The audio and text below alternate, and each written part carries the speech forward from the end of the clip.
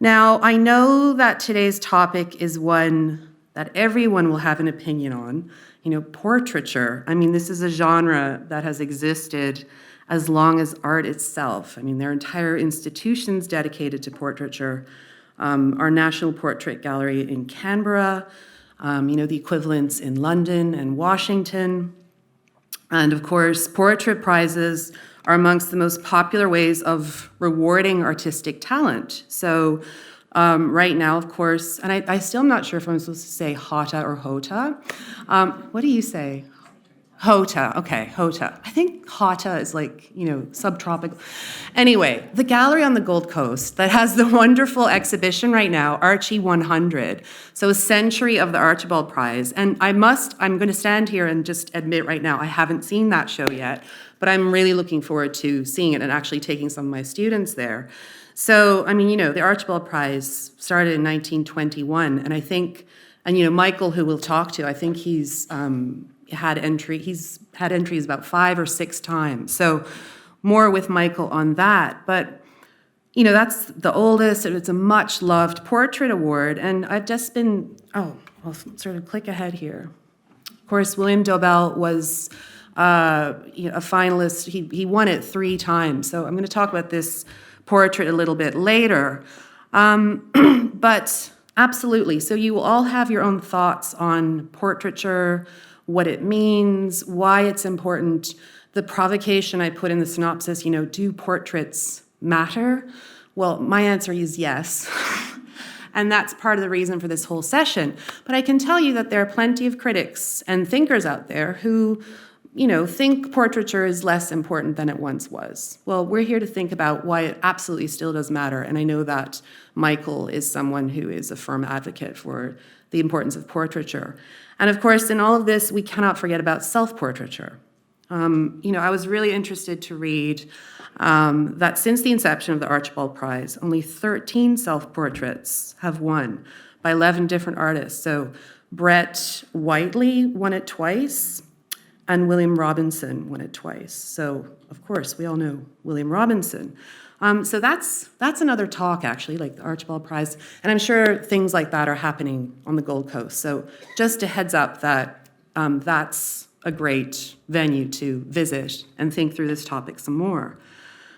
So absolutely, this question that I raise in the synopsis, do portrait paintings still matter? Let's think about this. Let's take this question seriously and think about, in my opinion, why they still do.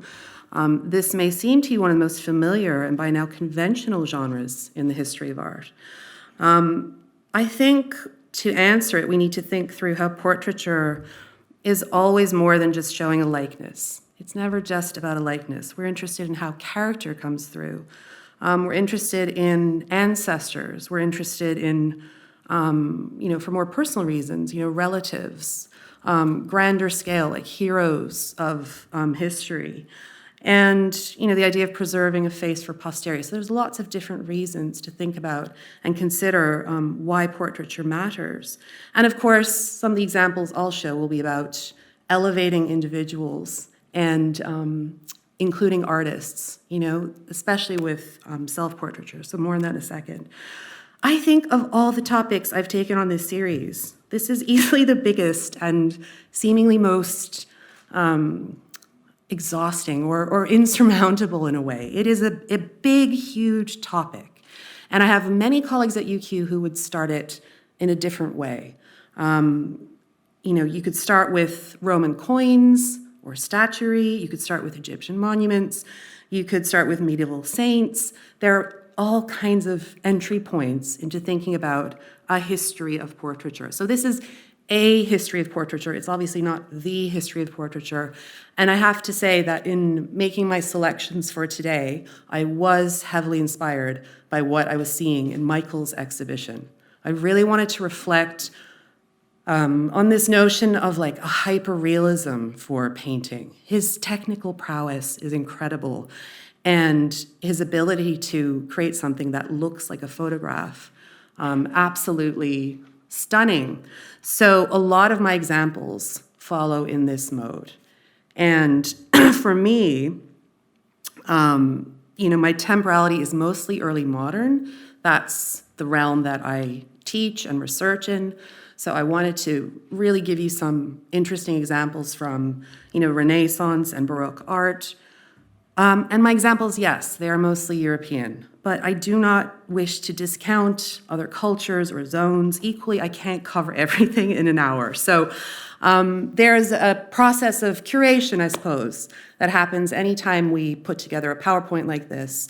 And please bearing that in mind, that if I asked all of you to throw together a PowerPoint about portraiture, I'm sure you'd have a lot of different examples. And that's part of the fun of art history and the pluralism of art history. So in light of Michael's exhibition, and I suppose my own interests, I've chosen 3 themes. The first is sartorial power, so the power of dress and why it matters. Secondly, the idea of migrant realism. So a lot of the individuals I'll be showing you are being depicted in contexts that are other from where they grew up and were generated, had their formative years. So a Spanish noblewoman at an Italian court, or Albrecht Dürer, who is spending time in Italy and coming back, reflecting upon that. So this idea of migrant realism. And then third, and this is the trickiest one, but in a way it's the most fun, how to behave and become like someone or something else. Now, if you flip through your handout, you know which one I'm talking about already. It's, a portrait using fruits and vegetables to depict an emperor.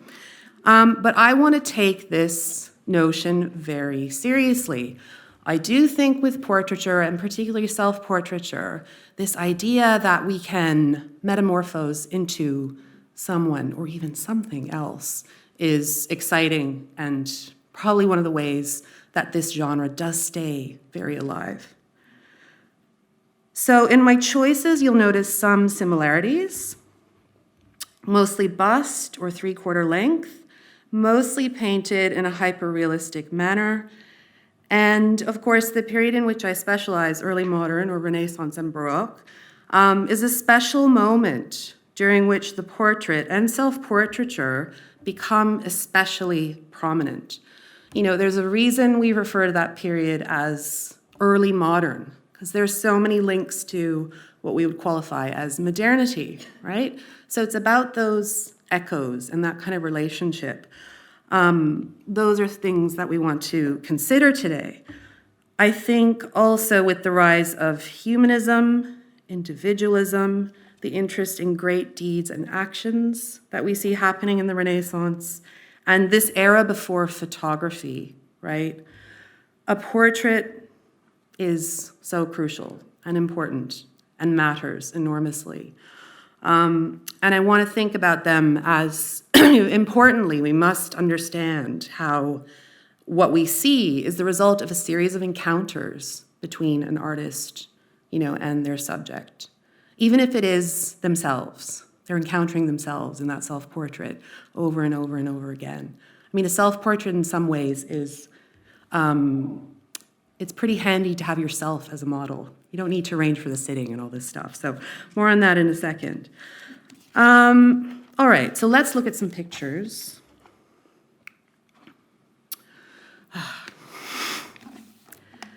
Two incredible self-portraits that, I'll just be honest, like every time I look at these, I'm like, I think they're spectacular. They matter enormously to our concepts of individualism, the Renaissance, the idea of humanism. They're the genesis of so much. So, of course, this is the German Renaissance artist Albrecht Dürer, who thought portraits to be absolutely crucial. He says in his diaries, they preserve the likeness of men after their deaths.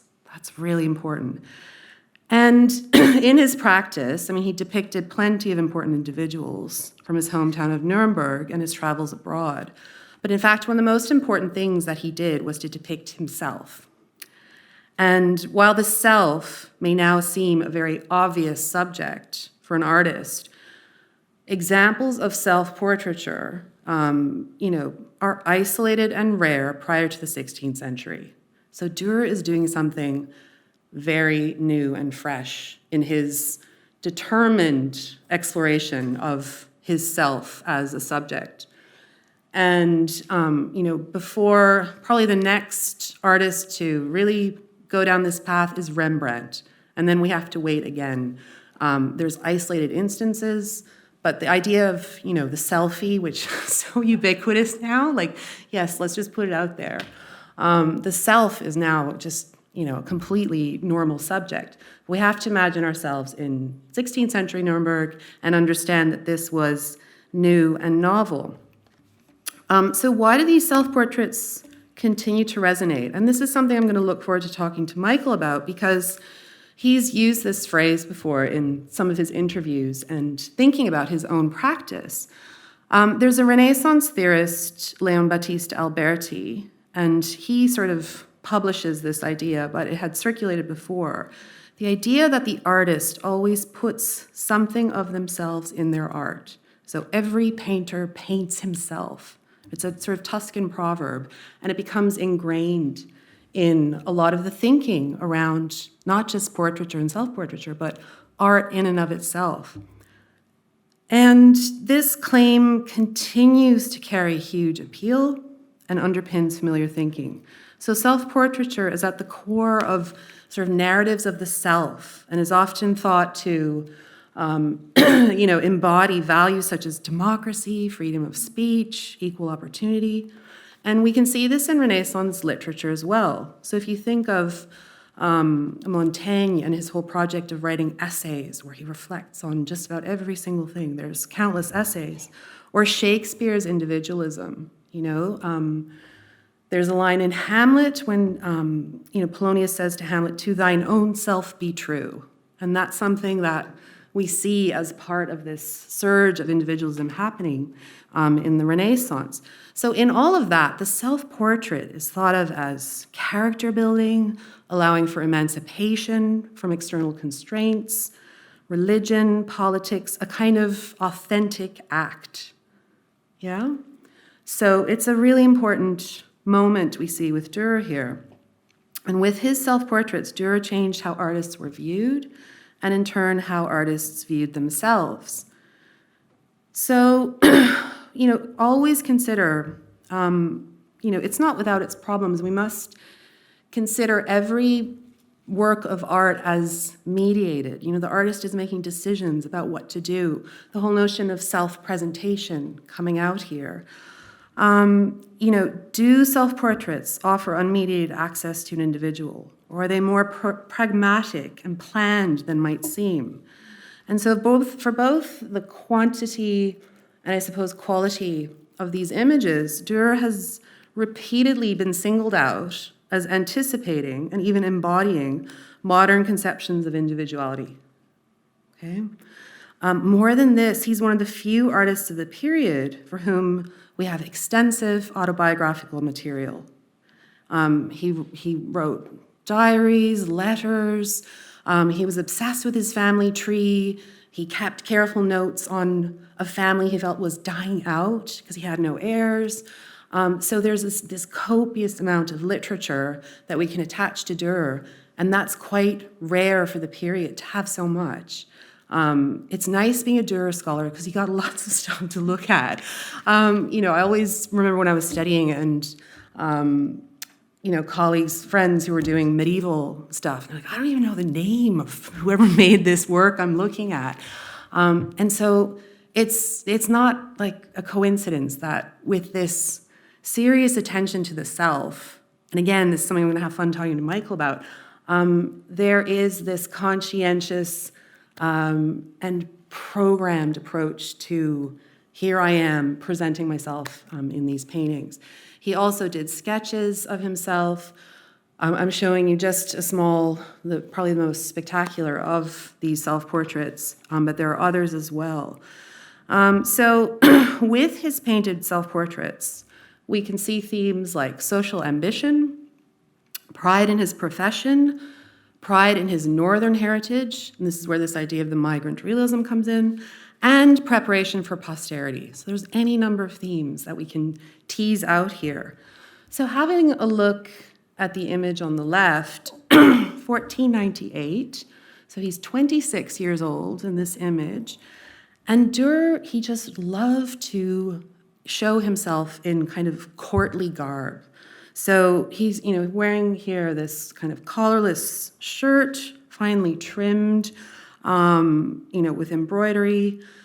All the fabrics are very high quality, meticulously rendered. This is finery, right? Elaborate tassels on the cap. Why comment in such detail on clothing? Well, taken together, these clothes are indicative of Durer. I have there's a paper on this painting called Durer as a dandy, right? So he's completely interested in his clothing and fashion and how to present himself.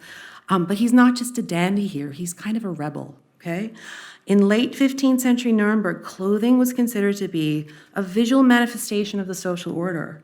So the city had actual ordinances saying, okay, only knights can dress this way, and lawyers get to wear certain kinds of hats and, the fine clothing that we see here. Or it's also a kind of an anachronism because courtly presentation was a bit more akin to what Durer is showing himself wearing here. So in other words, Durer is showing himself here in clothing considered inappropriate by the politicians to his position. So clothing is politicized in a way. And he's fashioned himself more according to dictates of nobility and court society, more so than his profession of artist. So the idea of artist as gentleman is made explicit. He's got also his meticulously groomed long hair and beard. He's wearing a so-called Zipfelmütze, which is a particular kind of hat, again, worn by elevated members of society. Also, simple things and this is the thing with portraits, it's the details that matter. The gloved hands, it's sort of a denial of art, art is no longer being seen as sort of a craft, right? He's not an artisan, he's an artist gentleman, right? And also, even his hair, it's been noted as anomalous for his age. It was typically an attribute of older men. Now, I also mentioned this, so you can see in the right-hand side of the picture, there's this beautiful sort of alpine landscape there. This picture comes on the tail end of Durer having visited Venice, where he spent time with Italian artists, people like Bellini, where he spent time listening to his Italian counterparts say, art is no longer seen as a craft here in Italy. We are considered elevated members of society. Durer, coming back to Nuremberg, is reflecting on the situation where he's from, and it's markedly different. It takes a while for the northern regions to sort of catch on to this whole idea of the artist as elevated member of society. So what does Durer do? He's like, the clothes make the man. Here I am elevated, I'm dignified, I'm noble, just like my Italian counterparts. And we can match that up with his writings, because while he's in Italy, he's sending letters back to Germany. There's a particular friend of his, Willibald Pirkheimer, who's a Renaissance humanist working away in Nuremberg and sort of trying to embody in the North what's happening in Italy, bring classical humanism to the North. And Durer writes to Willibald, he's like, look, it's great here in Venice. Everyone's treating me really well. I'm an artist. They're treating me really, really well. I feel great here. At home, I feel more like a parasite. This is actually the word he uses. So it's just this, again, this moment where we can think travel, the idea of migration, the idea of being, realizing that things are unfolding differently elsewhere. So all of that embodied in this particular self-portrait. So Durer was very keen for German artists to be recognized as elevated members of society, and his painting is a way of arguing this point. So the whole notion of self-fashioning comes in here. famously written about by Stephen Greenblatt, who's more of a literature scholar, but the idea of self-fashioning has had a lot of mileage for Renaissance studies, because not just for visual artists, but also for our writers and thinkers and so on and so forth. So very important.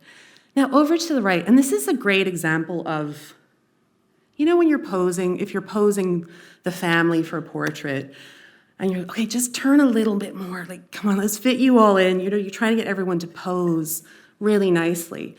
Look at the effect of Durer just turning ever so slightly, and how intense that fully frontal pose is.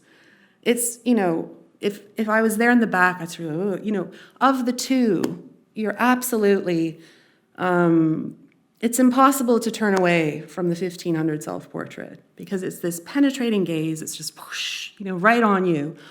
And just with that slight turn of the torso and, you know, the more emphatic frontal quality of that portrait, self-portrait, we have something quite remarkable going on.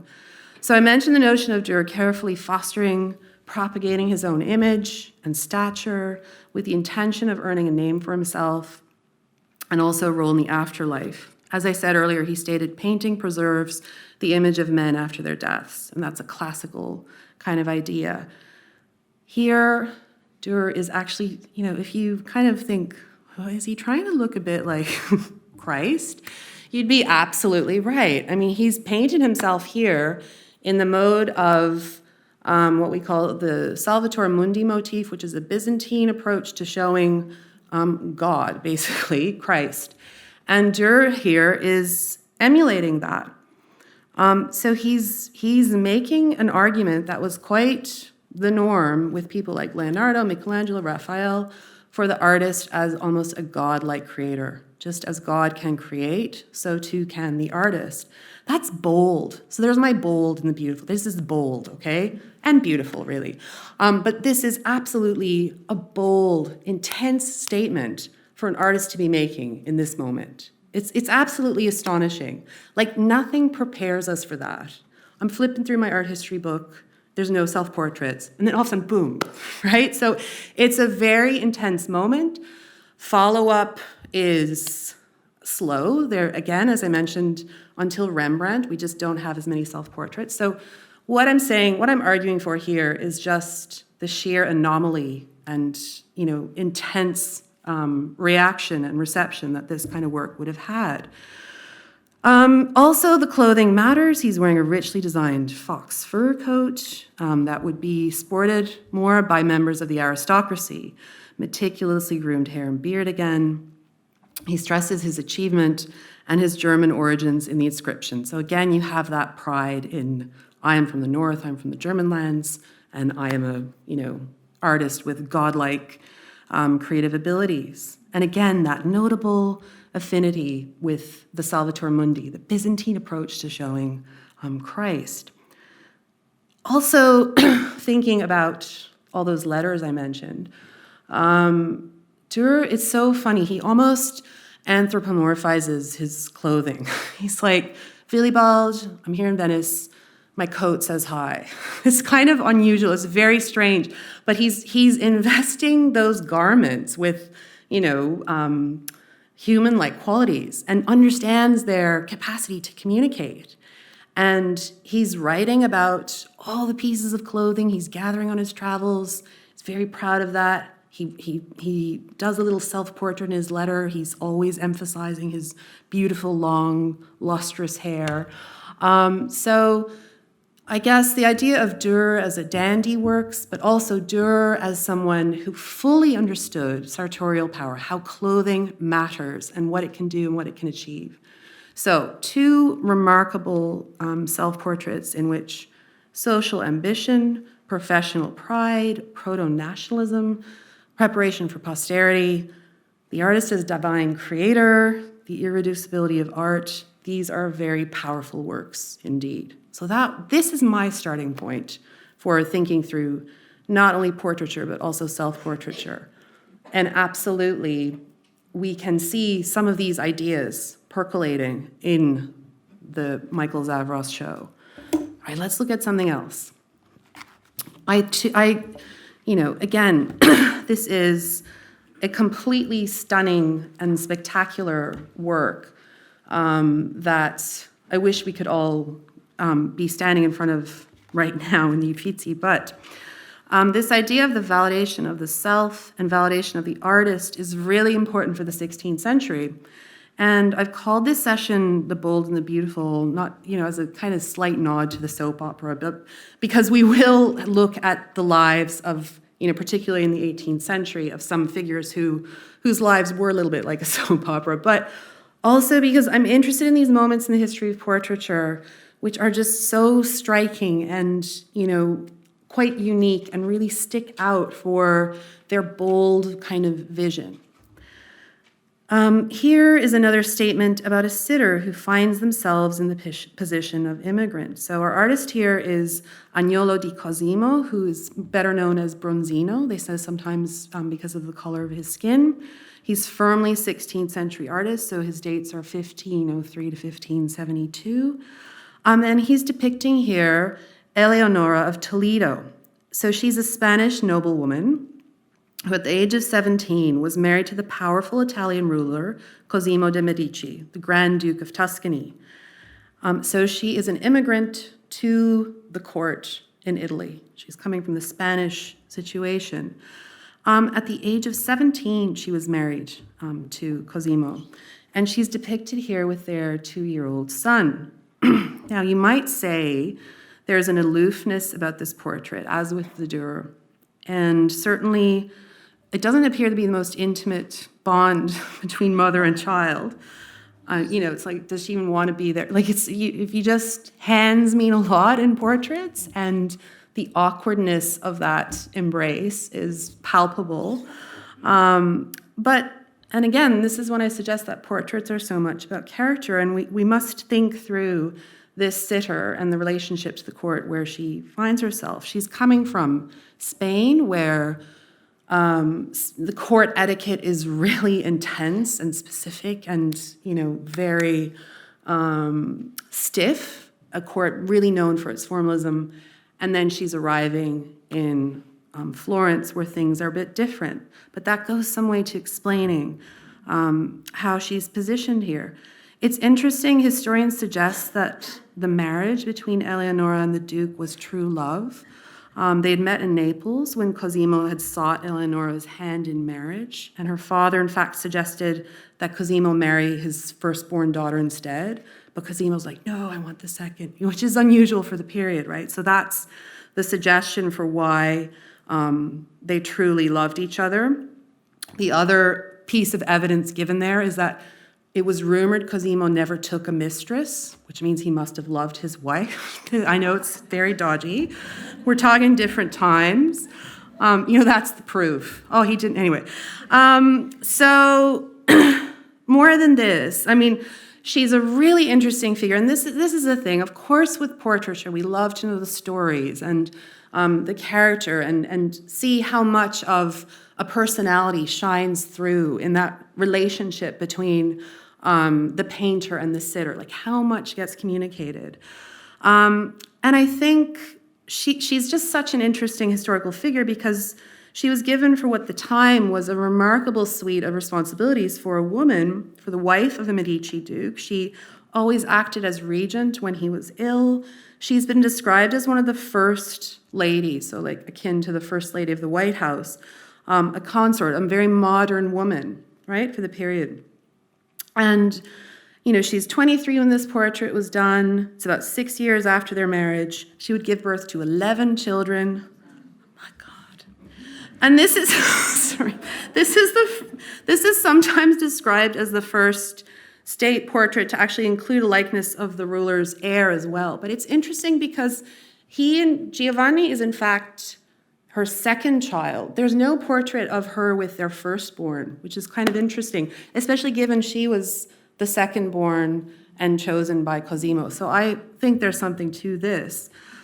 Of course, so if we think of the purpose of this, like an obvious, suggestion is it's meant to testify to her fertility, the fact that In a short time, she produced not just one, but two male heirs and secures the Medici dynasty because it had been on the cusp of dying out, different things like this. So, of course, we know that in the period, this is always seen as important to preserve the family line.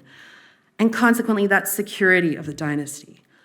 But also, just given what I've just been saying about Dur and the importance of dress and sartorial presence, this dress is something else, isn't it? It's just, that's why it sticks out to me. It's just a dress unlike any other, and we must consider why Bronzino, I mean, this illusionism is dazzling, the way he's showing this brocaded cloth, the way, you can identify their like pomegranate motif, you can see these arabesques, like it's very, very particular and carefully delineated. Scholars think about the fact that when Eleonora came to Italy, she brought with her a huge dowry, and it would have included a lot of textiles. The dress as a symbol of this fortune and the riches she brought from Spain, but also her husband, Cosimo, had recently revived the silk industry in Florence as part of its changing fortunes. And so other interpretations involve thinking about this as literally an ad for, the silk industry in Florence. Like, it's fine, we're doing okay.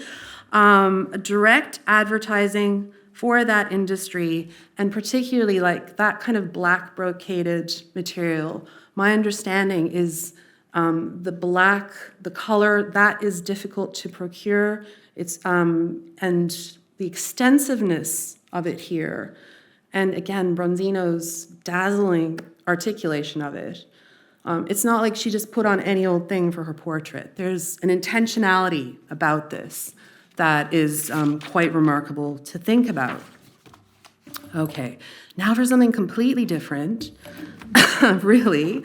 But again, we are seeing varieties of, definitely varieties in how to create a portrait or a self-portrait. And your first reaction here might not be that this is a portrait of a great emperor, but that is indeed what it is. And this is where my whole idea of, to be and behave like something else, not just even someone, something else, comes in. The painter, Archibald, was an Italian painter who worked at the court of Rudolf II in Prague. So that was a really important court where Rudolf was Holy Roman Emperor. The court was situated in Prague. It's not a very well-known court, but it was super, super important in terms of art making and artists. He had one of the hugest collections for the period, real eye for art, and lots of artists traveled to Prague in this period to experience his patronage. So he's Holy Roman Emperor. This is a big deal. It goes without saying, this is not a traditional portrait. Let me explain, though. The idea of metamorphosis that we see here, the ability to transform, was so much contemplated in the period, as was Ovid's poem by the same title. So that first century poem, the Metamorphosis, which is all about, I've referred to the Metamorphosis a few times in previous sessions here. The loves and losses of the gods and goddesses of antiquity, and their ability to transform. So, there's a dalliance, someone transforms into a laurel tree to evade a particular individual. It's full of these kinds of stories. Someone always changes into something else. And artists of this period thought of this book as a kind of Bible. It was great for, finding stories to depict and great storytelling, an incredible way of stretching your ability as an artist, show someone as fruits and vegetables. This is not easy. There's nothing mimetic about it. You really have to stretch your artistic language. And so artists really reveled in these kinds of stories. So here, the emperor, and there's a lot of pride in this portrait. It was on display. It was part of pageantry. It was shown to visiting dignitaries. Rudolf is shown as Vertumnus, who is described in Ovid's poem as the god of all seasons. So change and plant growth. This is great. It's like an eco-critical thing before it was a thing. And importantly, a God who could transform at will into whatever he desired. So he has various adventures that are quite interesting. So there's a very intense allegorical implication here. And let's give Archimboldo his credit. I mean, the fruits and vegetables and flowers are articulated with that kind of astonishing realism I've been talking about for the other artists as well. So that's very important to note. But the allegorical implications here are strong. This is not simply an artist trying to trick the eye, or it has been read as a precursor to surrealism, but it's not that either. Fruits, vegetables, flowers from all seasons are conjoined in the portrait of Rudolph, whose rule is thus likened to a kind of golden age of prosperity. And very interestingly, there are poems that were designed to accompany this portrait, and they admonish you, they're like, do not laugh. we do laugh, but I think that's an honest response, but it's like, do not laugh. That should be your precedent to awe and your understanding that this emperor, was overseeing all the seasons. Everything under his rule was benevolent and good. So, there's kind of an abundance that can be enacted under his empire. So, and very interesting that it's like the possibility for laughter is anticipated in these letters that accompanied the portrait. So, and Archimboldo, of course, you probably are familiar with, he did all the different seasons, there are plenty of other works by Archimboldo working in this kind of guise where it's composite heads. But I think this is one of the most startling ones when we're thinking through portraiture, for all the reasons I've just mentioned. It's insisting we take the idea of metamorphosis seriously, just as the Habsburg did, the empire that he's overseeing. And that, to highlight that, I like this as well, because if you attended last year's sessions, I did one on serious jokes, and this is what's happening here to me. It's we tend to downplay the capacity for laughter in the period, but here we have this intense articulation of you can laugh at first, but then get serious, everybody, this kind of thing. So a way of elevating Rudolph II here. I think that matters a lot to the concept of modernism. So that quote I keep mentioning, to become and behave like something else, is really a life-determining force. That's from a writer called Walter Benjamin, who you may know as having written the work of Art in the Age of Mechanical Reproduction, but he also wrote a number of works where he's reflecting on, modernist writing, how to, and again, this idea that you can become and behave in a way that is different from your everyday life. That's a very powerful one for a lot of modernist writers and writing. So I think the Benjamin quote works quite well here. Okay. These, similarly, I think are just stunning. And we have our first woman artist here.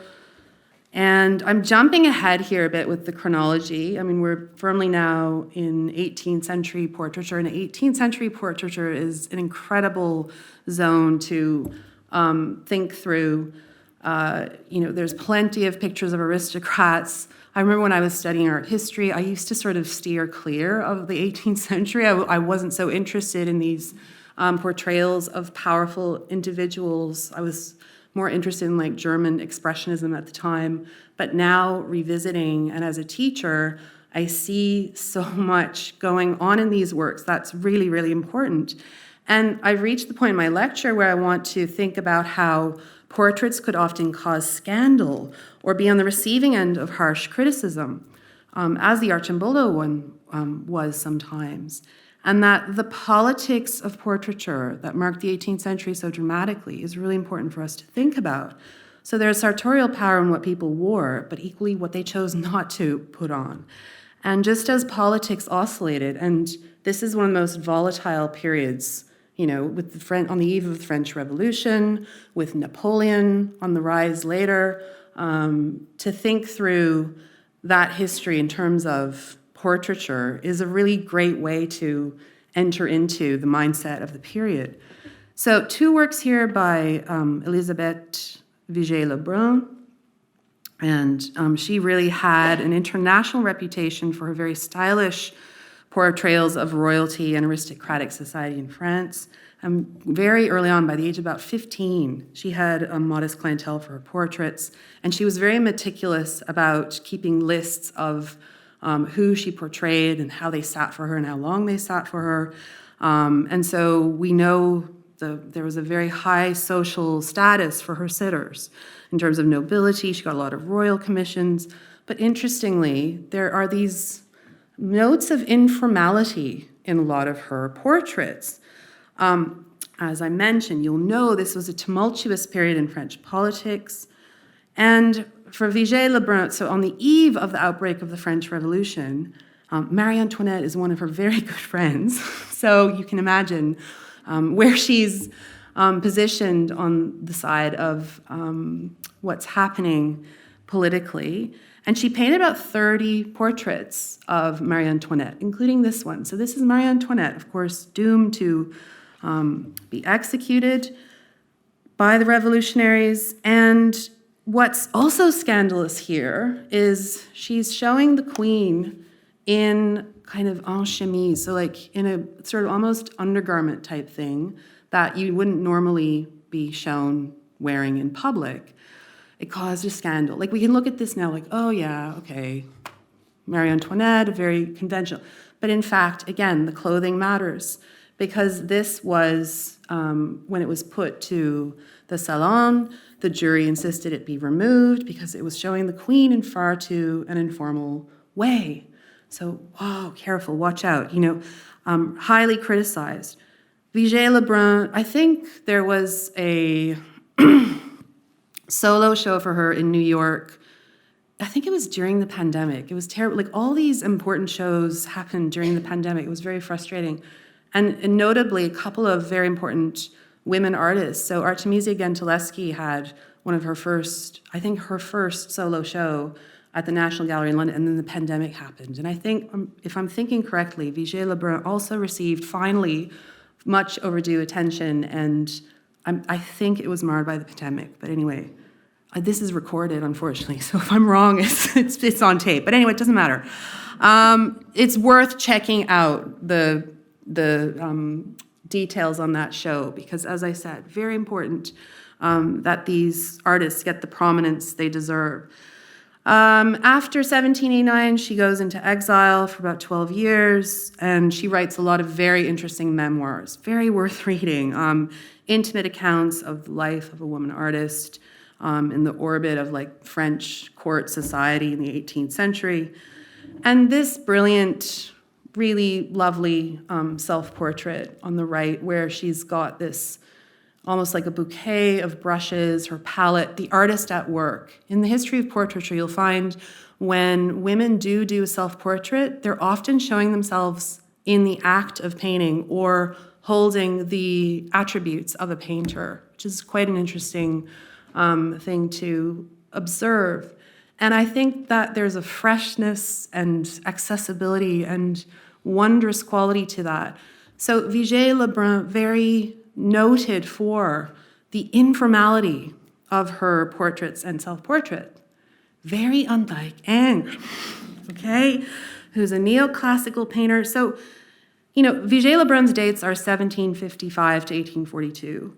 Ingres is 1780 to 1867. So he's later, and of course there's this surge of interest in neoclassicism, both at the sort of tail end of the French Revolution and also moving into the next period. So when Napoleon comes and takes over, Napoleon is obsessed with art, and this is where we firmly enter this zone of portraiture as, almost propagandistic tool and a way of elevating nobility in very dramatic and highly symbolic ways. Every single thing in this portrait has an intense meaning associated to it. It may remind you of, I don't know how many of you watched the coronation of Charles recently.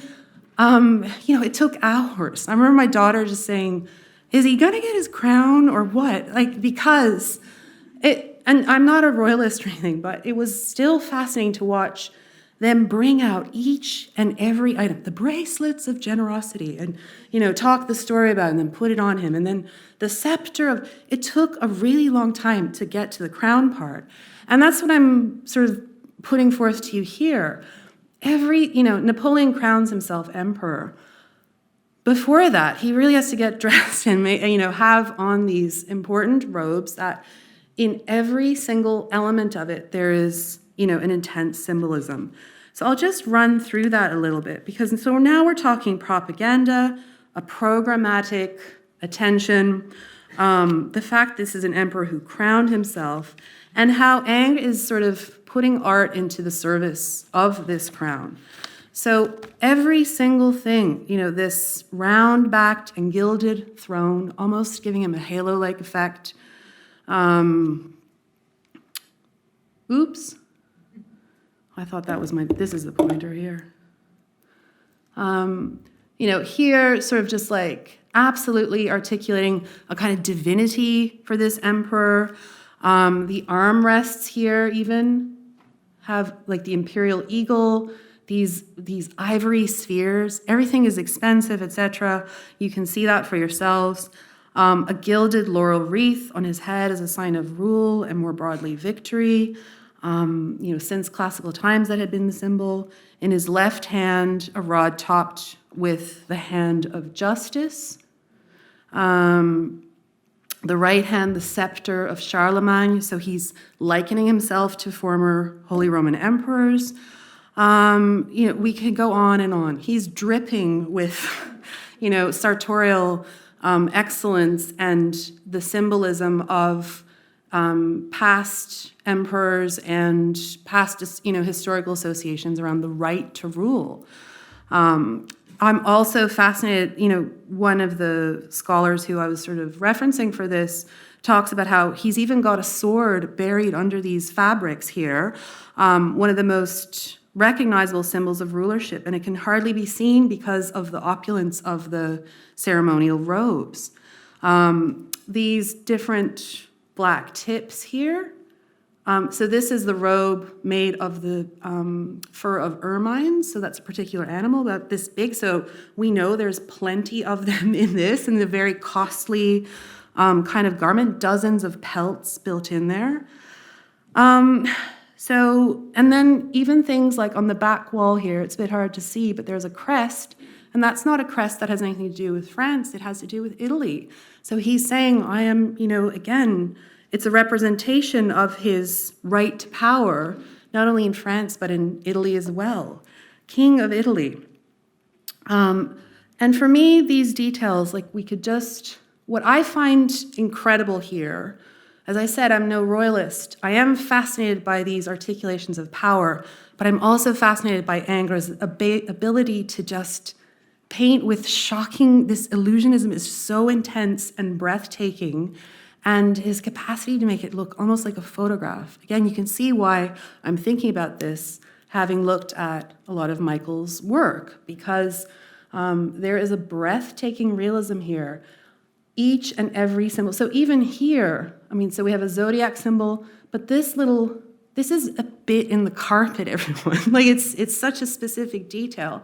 But this is a particular painting by Raphael that he's articulated in this tiny section of the painting to show his allegiance to and his, that he's inheritor of the, illusionism of a painter as mighty as Raphael from the Italian Renaissance.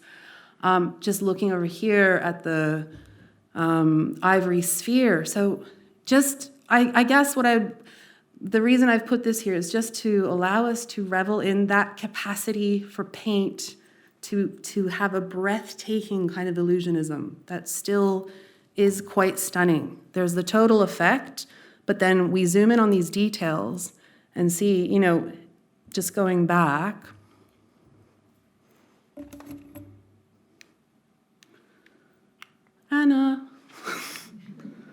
It's stuck. Anna? Peter? Well, we might just have to end here. But it's stuck. It's frozen. Can't move the slide. I know. No, you're right. I am. You can't move the slide. Oh, there we go. Okay, so maybe just use the mouse then. Sorry about that interruption, everyone. Just to quickly...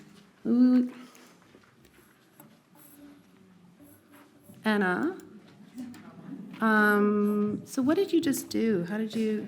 What I'm using is this one down. So what were you? You were on this one? Yeah, I need to go back. That one? Go back one more and one more. So just everyone look, the thing I wanted to mostly highlight here was just that rug, okay? Like seriously, that, and you know, his signature there and that imperial eagle, just the way it's laid out in that stunning, you know, carpeting. And now, how do I move forward? Use the bottom band. Just use it to literally like click the one you Oh, want. I see. Okay, good. So when you see your mouse on the screen. Okay. And again, this whole idea of cloth and how cloth matters and how, again, you know, we started by looking at that Bronzino painting where it was just this brocaded cloth. And like here, just this dazzling ability to articulate the folds of fabric. Art historians are obsessed with drapery and what it allows a painter to express. And here, I think, yes, these are sort of aristocratic portraits. We can look and think, oh, it's just elitism, the power. I now, with fresh eyes, kind of look and just think his capacity to paint the way a kind of garment works and the folds and the attention to detail there, it's absolutely astonishing. And also, I was very interested to recently read about how he found portrait painting such a strain that he sometimes burst into tears in front of his sitters when he couldn't get them in the right pose. And if you look at your labels and think about the time spent on these works, you know, the first one here took 2 years. So we're talking repeated sittings and over again and changes and adaptations. So we must never think of these as happening instantaneously. They just didn't. They would do sketches, they would prepare, they would work. It was often, and certainly in the case of Ang, you know, 30 sittings, this kind of thing. Really important to acknowledge that time spent. So on our left, we have Pauline de Broglie, who this was the artist's actual final commission. And the sad story here is she got tuberculosis soon after completion of the portrait, and in fact died and left 5 sons and a grieving husband. And this portrait became like a centerpiece in the house, and they kind of had a curtain for it, and they would often reveal it, and he was heartbroken husband, etc. And there's certainly a kind of melancholy, I think, about how she's looking at us. On the right, the Comtesse d'Aussonville, she wrote in a letter once, I was destined, and this is it, like with the 18th century, we can finally, like apart, as I said, with the weird exception of Albrecht Dürer, we have letters, diaries, memoirs, testimonials. We can add a lot to our study and thinking around these portraits and read them in a way as biography, and in the case of the self-portraits, autobiography. So the quote from her, quite intense, she said, I was destined to beguile, to attract, to seduce, and in the final reckoning to cause suffering in all those who sought their happiness in me. That's a really intense quote. If you put that under the portrait, wouldn't that change your perception of it? And that's what starts to happen. We start to be able to pair up sort of these statements you know, with the visuals, and it definitely impacts our vision of them, doesn't it? You won't look at that one the same way. Both very, you know, high society, elevated. I find Comtesse d'Aussonville particularly interesting She was, of high social standing. She grew up playing piano, painting watercolors, opera, all those kinds of things. And later in her 40s and 50s, she wrote biographies. She actually wrote a biography on Lord Byron. She wrote a biography about her grandmother, who was Madame de Staël, who was a very important woman of French society. And so her accomplishments as well. And we add that all to the understanding of the portrait, and it's quite revelatory. Okay, now jumping again.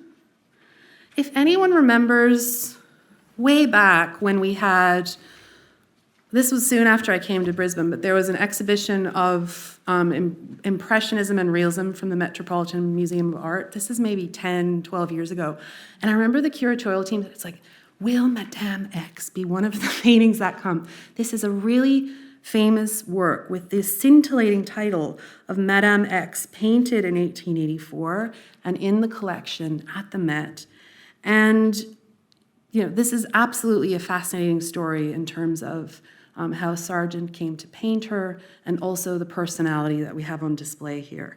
And again, this is part of my series of, scandalous portraits and ones that stick out in the history of art for, I suppose, a rash of criticism that was initially attached to them. I mean, the Napoleon portrait is scandalous because the guy crowned himself, okay? So it's sort of, a very strange phenomenon. But here with Madame X, so she was sort of a celebrity figure, a woman about town. She was born in New Orleans. Her mother was widowed early on.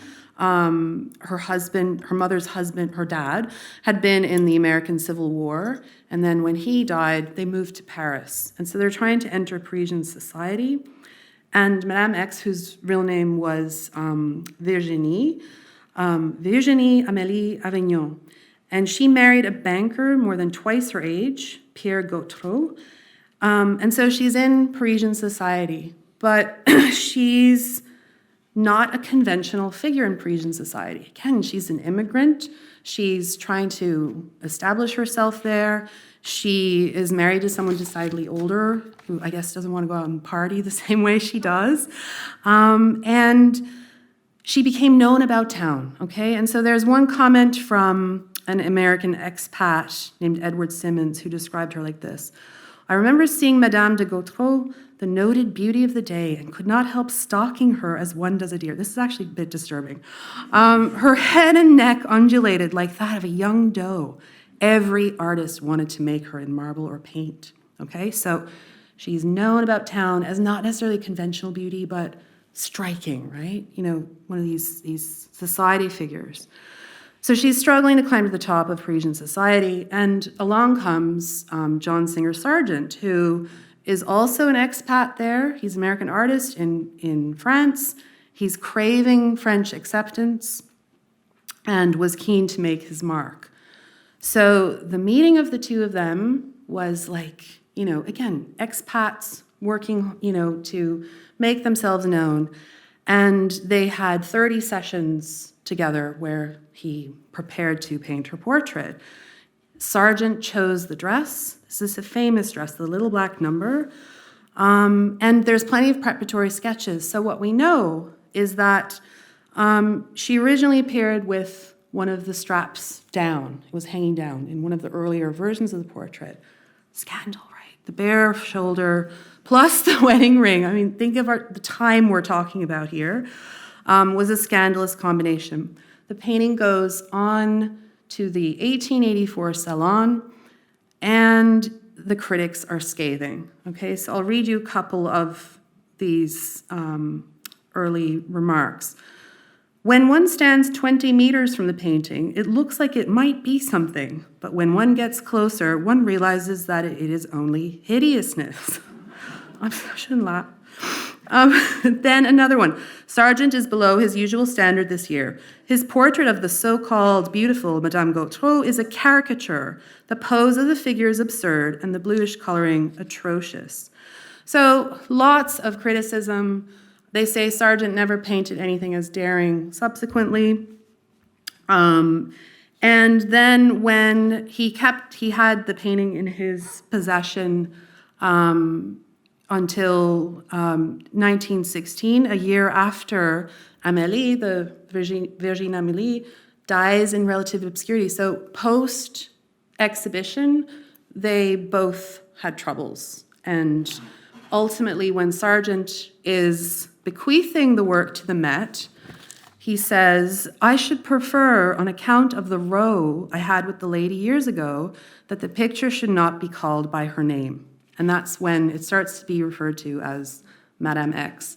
So it's a really, I love this story. I think it's, and later, I think Nicole Kidman actually posed in Vogue in exactly this way as a kind of emulation of Madame X, because the story became so well known. And Nicole Kidman did this thing where she was posing as a series of paintings, and this was one of the ones she chose. So again, a story of a portrait that holds such a powerful story, and again, that scandal that came through. Now, I have 5 minutes in which to say,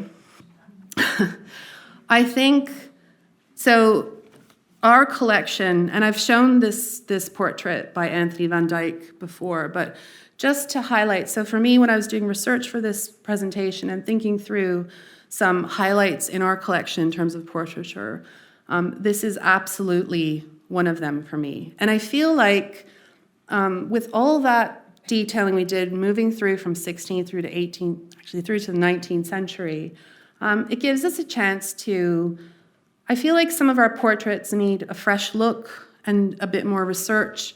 I know that the identity of this figure, the identification of him as Filippo Spinola, who was a particular commandant. So we've got a 17th century portrait here, and he's traditionally been identified as this particular individual. And I think it's come under, it's not certain anymore. It's something we need to think through again. But the very fact we have this spectacular Van Dyck in our collection, that is so much about sartorial power and the elegance of the clothing. And for me, the thing that I notice, I always say to my students, look and look again, and you will always find a detail you hadn't noticed before. And for me, it's these figures back here. And now maybe some of you are QAGOMA guides and you've noticed this all along, but I'd been paying so much attention to the dress and analyzing and thinking through the costume, and of course this beautiful red. I haven't given much attention over here, and it's like there's another figure over here, and this horse. And anyway, just to say that I feel like we need to dig a bit deeper here.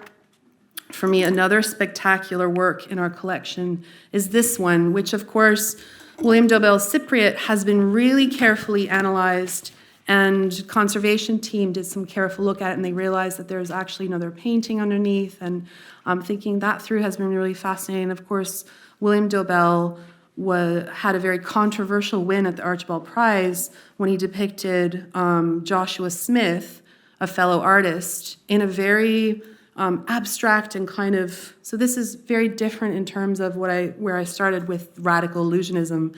Now we're of course moving to an artist who is not intent on showing with mimetic precision the human figure, and he's far more interested in the kind of modernism he's experienced overseas and wants to depict his figures differently.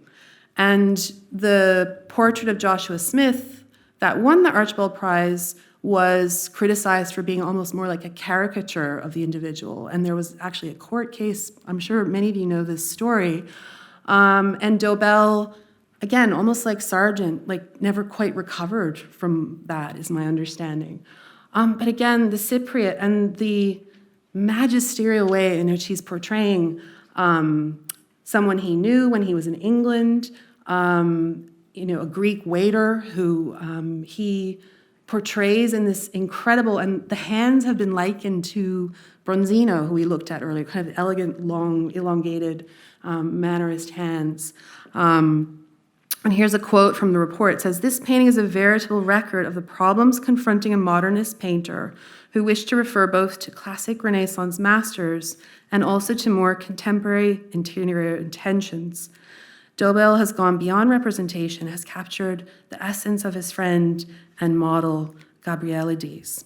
So I think this is a really incredible work in our collection. And then because Michael shows himself in the guise of a sunbather on a couple of occasions, and this is my only photograph, but I did want to remind everyone of this iconic work that sort of captures so much in when it came out about ideas around Australia and what Australia means. And, I certainly had this vision before I moved here. It was like, oh yeah, we're all, the sunbathing and all of that. And I love the quote from the photographer. He says, "I'm a bit worried about it. I think it's taken on too much. It was a simple affair," like talking about how the photograph came to be. "We were camping down the south coast and one of my friends leapt out of the surf and slammed onto the beach to have a sunbake. We made the image and it's been around, I suppose, as a sort of icon of the Australian way of life." Very modest, because I think it is a, intensely well-known work.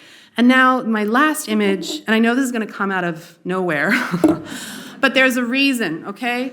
And the reason is, I'm not going to do potted summary of the Mona Lisa right now, but I want to leave you with the Mona Lisa because I want to read to you a particular passage by an English essayist and critic named Walter Pater. His dates are 1839 to 1894.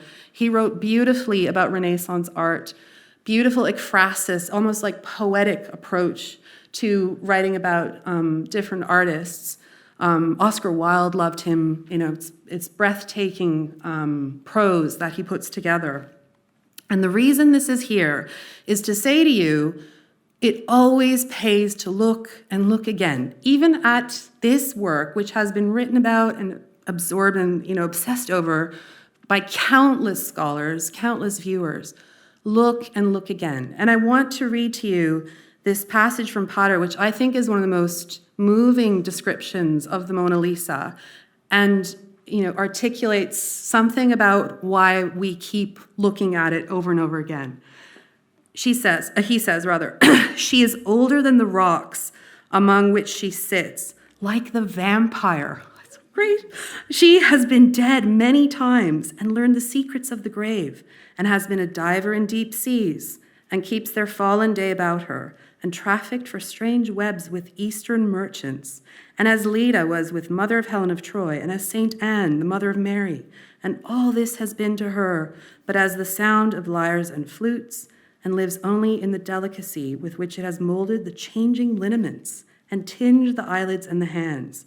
The fancy of a perpetual life, sweeping together 10,000 experiences, is an old one, and modern philosophy has conceived the idea of humanity as wrought upon by and summing up in itself all modes of thought and life. Certainly Lady Lisa might stand as the embodiment of the old fancy and the symbol of the modern idea."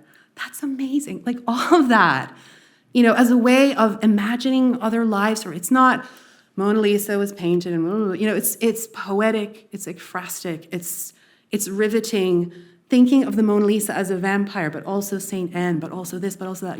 She can behave and become like someone else, this portrait. So we need to move away from thinking of them as static things. They have lives. She has lives. So that's why I wanted to end there, because it's about imagining possibilities for looking, okay? So thank you for your attention. Thanks.